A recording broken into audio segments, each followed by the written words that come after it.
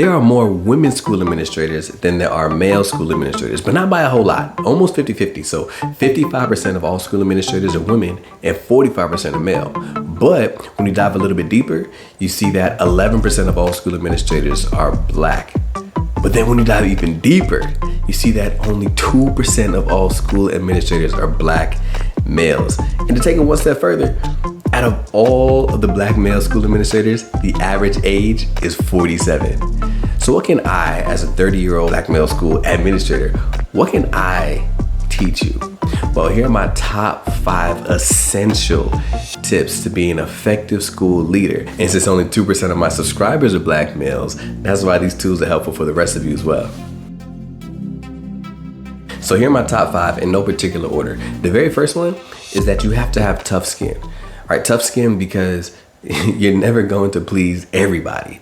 And you already know that. You already know that's not a new phenomenon, but let me show you.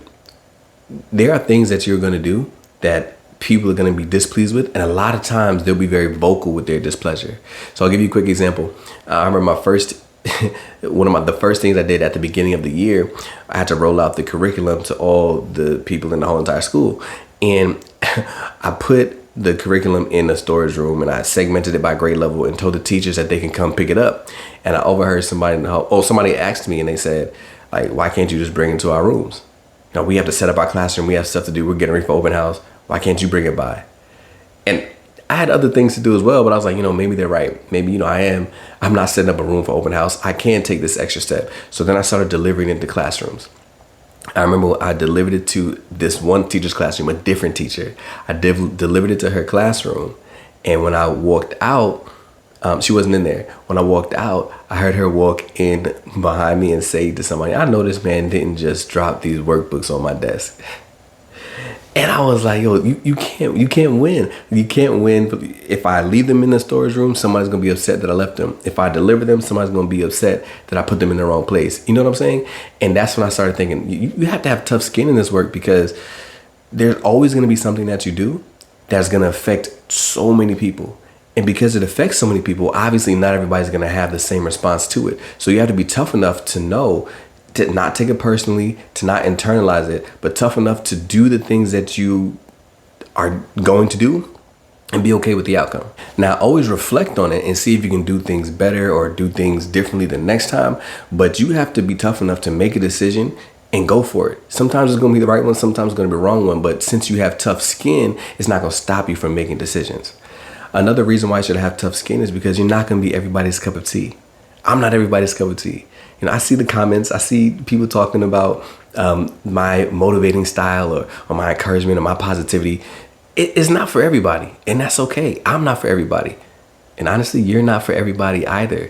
So the fact that you're not for everybody is going to mean that some people are going to be a part of your tribe. Some people are going to be on board with the things that you do because they just feel your vibe. They say your vibe attracts your tribe. Some people, they're going to be in your tribe because of your vibe. But for some people, that same exact vibe is going to be the exact thing that turns them away.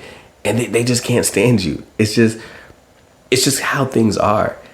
But that's why tough skin says I'm going to keep pushing forward in my authenticity, because I'm not going to be everybody's cup of tea anyway. But the second tip is actually what helps me to cultivate that tough skin. And the second tip is to have clarity of purpose. I spent such a long time trying to figure out who I am, why I'm here, what my purpose is, and who I'm for. And I finally figured out, I know for me, I don't mind the grind. I don't mind the grind. I'm gonna show up and I'm gonna go hard so that less people have to. I know that is me. And the people that I talk to, they don't mind the grind either. The people that I talk to, the people who are my tribe because they match my vibe, the people who I vibe with are people who recognize the flaws in education. They recognize that the system is broken. They know that there's so much work to be done, but we're working on it from the inside out. And this is no shade. This is not saying anything to anybody who decided that education is not for them anymore. I fully believe that there are so many different ways that you can impact the world, for sure. So many different ways. It does not have to be through education. But for those who have decided that education is the way that I want to impact the world through being a teacher, through being an administrator, through being in the school building, there are always going to be things that bother you. There are always going to be things that are not perfect. You're always going to be underfunded. You're always going to feel undersupported. You're always going to feel like you lack, like you don't have enough. There are always going to be those feelings. There's no utopian society, no utopian school. There are always going to be things that are not exactly where you want them to be, but there are always going to be students in those buildings. There's always going to be students that need somebody to show up, that need somebody to help empower them, that need somebody to help push them and motivate them to live the life that they choose and not the life that they're forced to settle for. And the people that I talk to, the educators that vibe with me, are the educators that are going to consistently and continue to show up. They're striving to find a clarity of purpose and efficacy in their practice so that they can help make a difference in the world through education as it is.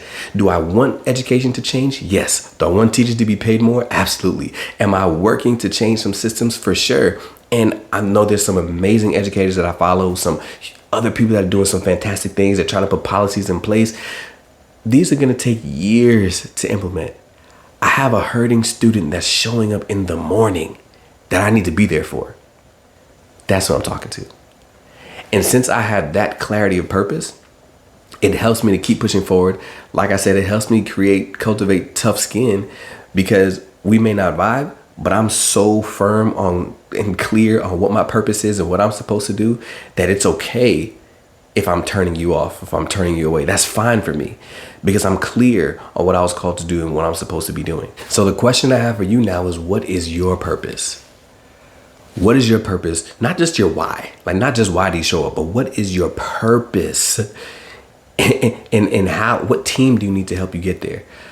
Right? Who do you need around you? Who is going to be in your tribe? Who are you helping to inspire? And also understand, who is it that you're turning away by being your authentic self? That awareness is huge. What is the vision that you have for 100% of your students? Right? You have to understand these things, because that's what helps the next tip be very crucial. And the next tip is understanding how to prioritize. So the way that I prioritize things is by matching them against what is most impactful as it relates to my purpose. There's always going to be millions of things that happen. I'm not even exaggerating. Like, okay, maybe not millions, maybe like thousands, but there's literally like thousands of things happening all at the same time. And there's absolutely no way for you to attend to everything. It's not impossible for you to leave your office as an administrator, to walk down the hall, and then a teacher flag you down and say, Mr. Williams, can you come down here?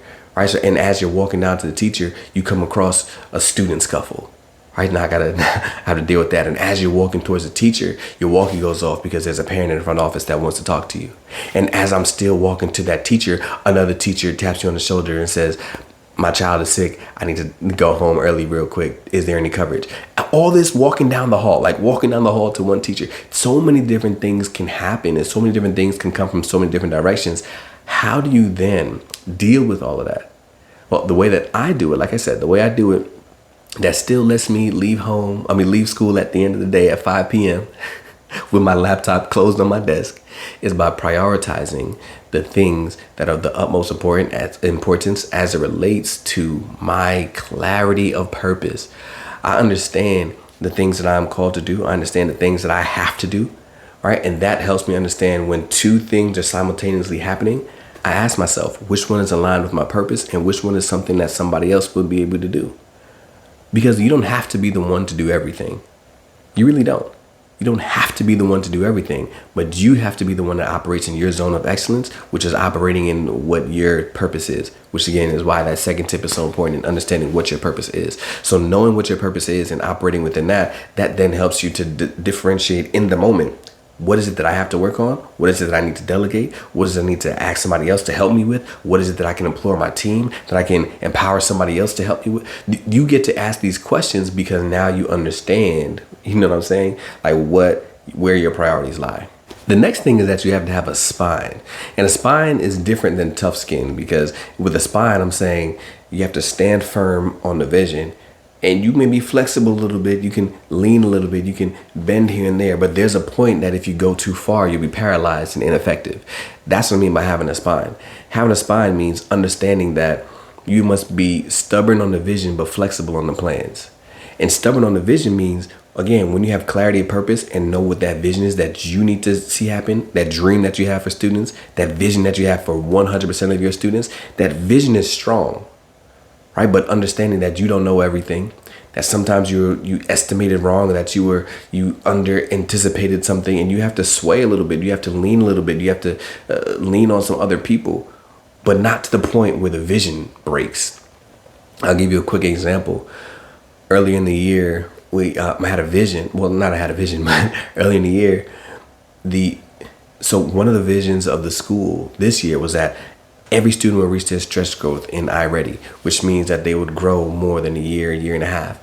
And from kindergarten all the way up to 8th grade, because we were a K-8 school, I wanted to make sure that every student had the opportunity to reach their stretch growth. So I put out a standard that everybody had to work on iReady in 30 minutes in math a week, 30 minutes in reading a week, right? Whether from home or from school, however it was. Well, as we started getting into it, kindergarten was complaining because their students, they just couldn't hit that 60 minutes. Like when they tried to log into class, they said, by the time we log in, if it takes 35 minutes to already log in, now we have 5 minutes for them to work on it before we have to go to lunch or before we have to go to electives or whatever it is. I could have been way too flexible and said, okay, well, don't worry about it. We'll change the standard for kindergarten. You guys just get done what you have to get done. But I was stubborn on the vision that said I need everybody to reach their stretch growth. And to me, that means you have to work on the platform for 60 minutes a week. So I said, so how can we make this possible? And by the time we started talking about it, by the time we started thinking about it, we came up with, so we have 4 electives in kindergarten. And on the 5th day of the week, they rotate specials, right? They rotate. But we decided to, instead of rotating on that 5th day, that we create just an iReady elective. And we had one of the TAs teach that class. And honestly, it wasn't even my idea, but just the fact that I was stubborn on the vision. My spine would not move too far to lower the expectation. We said, no, this is the vision. Now, how can we make it work? As a team, we were able to come up with that plan, and it was super effective. We saw tremendous growth, and everybody was on board. Again, not even my idea, but just because as the leader, I was stubborn on the vision.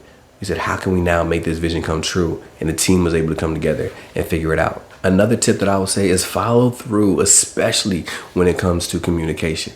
Meaning, like, say what you mean and make it happen. Don't say something out of your mouth if you are not going to make sure with 100% certainty that it takes place.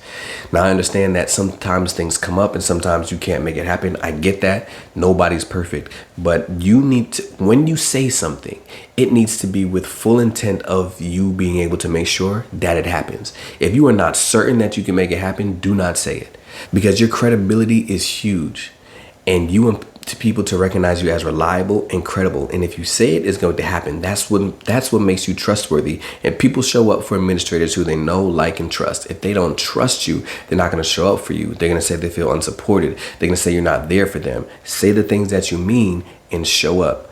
That can be academics, that could be discipline. And when I say follow through with communication, so with discipline, when you're working on discipline or anything, let's just use discipline as an example. If you're working with something and you do discipline a child or you do give a consequence, make sure that you communicate not just to the child what happened, but to everybody involved. Because you know that child's gonna go back and say, "Oh, nothing happened. Oh, nothing happened," right? But one thing I like to, we like acronyms in education. But one thing I like to do every time I have to deal with a discipline issue, I write on a sticky note SSPT. SSPT, because those are the 4 things I need to make sure happen. 1, I communicate with the student what that consequence is going to be, and I try to have that restorative conversation so it doesn't happen again. 2, make sure I put it in the system. That's the second S, SS.